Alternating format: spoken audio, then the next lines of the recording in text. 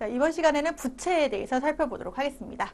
자, 부채라고 하는 것은 미래에 지급하여야 할 의무가 있는, 미래에 어떤 재화나 서비스를 지급하여야 할 의무가 있는 현재의 의무를 이제 부채라고 하고, 자, 부채도 1년 이내냐 1년 이후냐에 따라서 유동부채, 비유동부채로 나뉩니다. 자, 이번 시간에는 유동부채, 비유동부채 같이 보도록 하겠습니다. 자, 유동부채는 1년 이내에 결산시 기준으로요, 만기가 도래하는 부채를 얘기하고요. 자, 통합계정으로 우리 매입채무부터 보도록 할까요?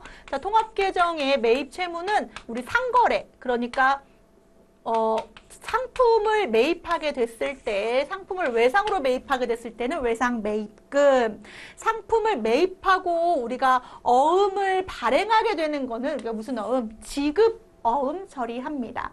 자, 이때 외상 매입금과 지급어음의 합한 통합 계정이 뭐가 됩니까? 매입 채무가 되는 거고요.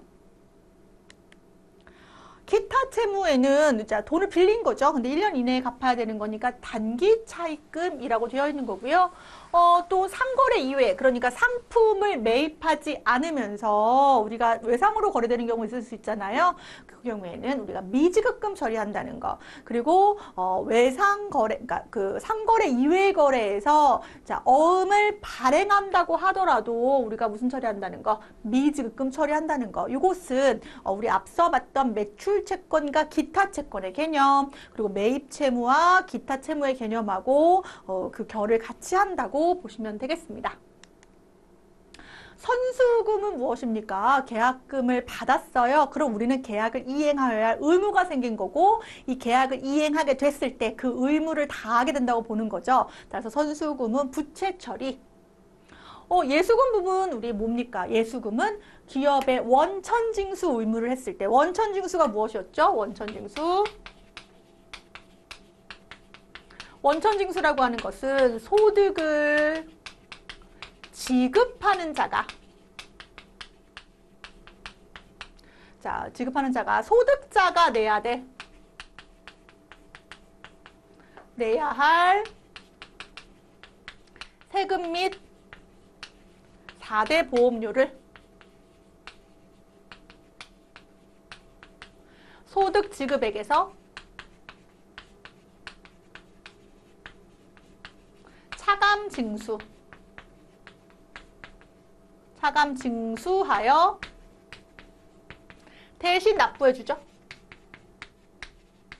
이것을 뭐라고 합니까? 원천징수라고 합니다. 자, 소득을 지급하는 자는 보통 누가 됩니까? 여기서 기업이라고 보고, 소득자가 누굽니까? 근로자죠. 기업은 근로자한테 뭘 줘야 됩니까? 급여를 줘야 됩니다. 그게 급여죠. 그런데 이 근로자는 국세청에 뭘 신고합니까? 근로소득을 신고하면서 소득세를 내야 되거든요. 그리고 4대 보험료도 근로자가 부담해야 될 내역이 있고요. 따라서 세금 및 4대 보험료를 근로자가 내야 될 거를 누가? 기업이 이 급여 낼 때 아예 빼서 대신 어디에? 신고를 해주는 거죠. 국세청이나 4대 보험기관에. 신고도 해주고 뭐도 해줘요? 납부도 해주는 제도가 바로 원천징수 제도예요. 그래서 사실 사업자들은 누가 해야 될 역할을, 국가가 해야 될 역할을, 또 혹은 그 신고할 의무가 있는 그 소득자들이 해야 될 역할을 대신해주는 역할이 바로 원천징수 제도인 거예요. 따라서 이 예수금은 일시적으로 잠깐 내가 맡아놓은 금액이라고 보시고, 이 예수금에 대해서 뭐 하는 거예요? 납부해줘야 될 금액이라고 보시면 되겠습니다. 당연히 이 예수금의 성격에 따라서 소득세 예수금, 지방세 예수금, 뭐 국민연금 예수금 이렇게 나뉘게 되는데요. 시험 볼 때는 그냥 예수금 통합 계정으로 보도록 합니다. 가수금은 우리 가지급금처럼 돈이 들어왔는데 그 내용이 뭔지 모르겠는 거예요. 예를 들어서 이런 경우가 뭐 요즘 많지는 않을 것 같은데, 그쵸? 예. 자, 예를 들어서 보통 예금에 돈이 들어왔어요. 근데 내용을 모르겠다. 그럼 가수금 처리하고 원인을 밝혀내야 돼요. 왜냐하면 재무제표에 이러한 가계정들은 포함되면 안 되기 때문에 내용을 살펴보니까 외상매출금 회수된 거구나 이렇게 되는 거예요. 외상매출금 회수된 거구나.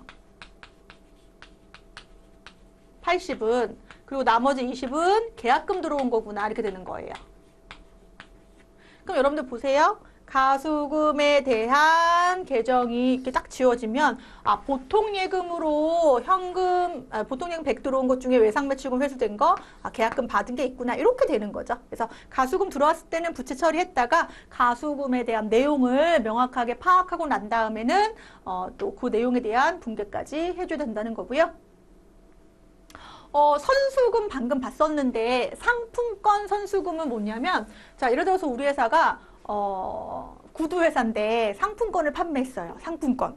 그러면 판매되는 수익이구나 라고 보지 않고 부채로 잡는다는 거예요. 돈이 현금에 들어왔는데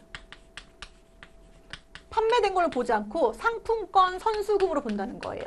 그러면 얘는 언제 우리가 수익이 달성됐다고 보냐면 상품권을 가지고 고객이 와서 구두로 바꿔가야지.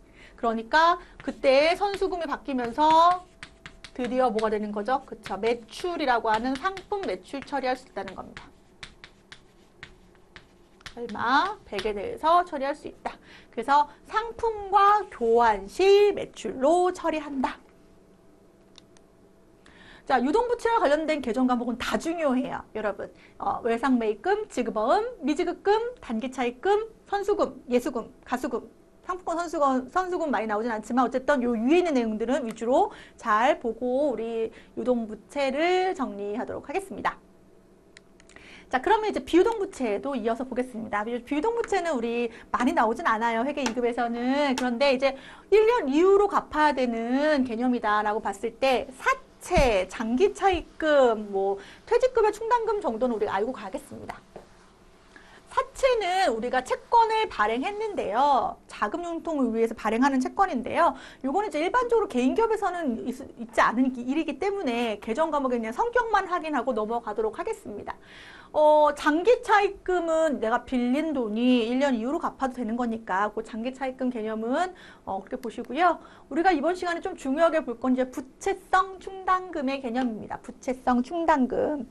여러분, 우리가 이 충당금이라고 하는 것이 어떤 개념이냐? 여러분들이 우리가 확정 채무,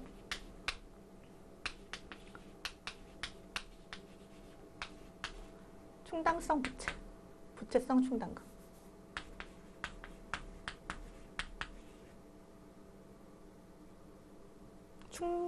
어떻게 쓰면 할까요? 잠깐만요. 확정 채무. 제가 확정 채무, 충당성 채무, 우발 채무.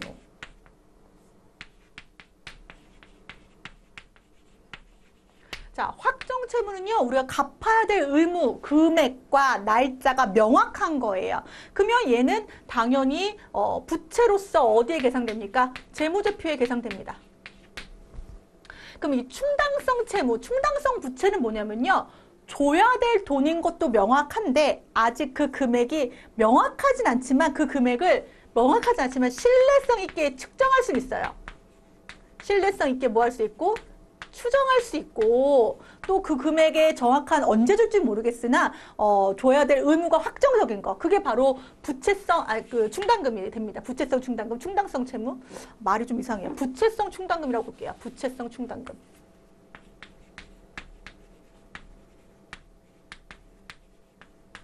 따라서 이 부채성 충당금의 대표적인 게 바로 퇴직급의 충당금입니다. 자, 우리 직원들이 퇴직한다면 퇴직금은 줘야 될 의무가 있는 게 명확하니까요. 하지만 누가 언제 어느 시점에 퇴직할지 모르기 때문에 그 금액이 또 확정 채무처럼 명확하진 않거든요. 그렇기 때문에 그 신뢰성 있는 추정이라고 하는 건 결산 시점에 지금 퇴직한다면 이런 퇴직금의 계산이 가능하겠습니다. 그래서 이 신뢰성 있게 추정할 수 있다는 개념이 되고 얘는 부채로서 어디에 기록합니까? 재무제표에 기록합니다.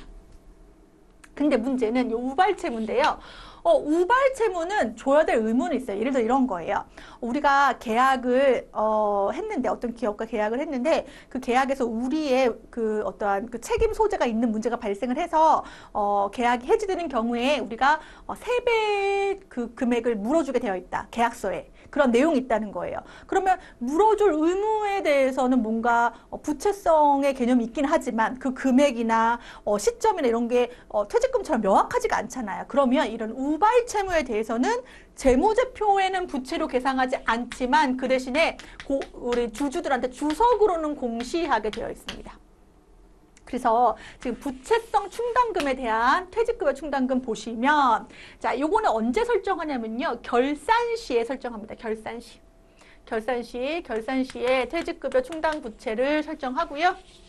그리고 퇴직금을 지급하겠다. 예를 들어서 결산 시 퇴직급여 비용 처리, 부채 100 처리해놓고 만약에 퇴직금을 120을 주게 됐다. 그러면 부채를 먼저 감소시키고 모자른 만큼은 무슨 처리합니까? 그죠? 퇴직급여 20을 그 해에 비용 처리하면 됩니다. 그래서 충당금 설정할 때는 그 해에 비용 처리하면서 부채 처리하는 것이고요. 지급할 때는 부채 감소 처리하면 된다. 그래서 퇴직급여 충당 부채는 결산 시에 설정할 부분이다.